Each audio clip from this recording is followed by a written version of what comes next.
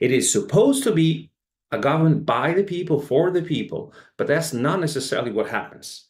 We can't say that the government in Brazil represents 100% of the views of the Brazilian people. That doesn't happen anywhere, even the best government, because dissent is necessary.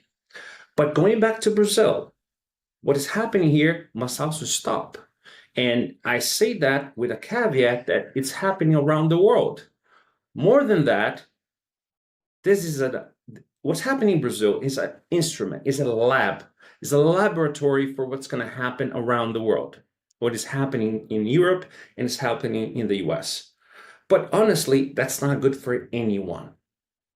Trying to silence voice and dissent is the definition of tyranny. So when we all need, and when I say we, I say the people, because in the end of the day, we have our own interest. No one, the common people like you and me, win or get any benefit from war, from violence, from division. However, there's a lot of people. I mean, not a lot, but a few companies and a few individuals make a lot of money.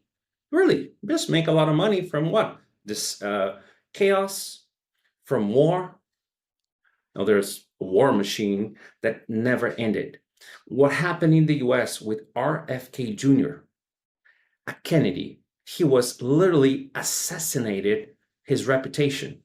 For decades, a very valuable, honored, and well received lawyer, an environmental lawyer who won cases against some of the biggest polluter in the world. All of a sudden, he's an enemy. I myself, as a lifelong Democrat, bought the crap about Trump. Okay, I bought it, and I have to do a mea culpa. I worked for Robert Reich.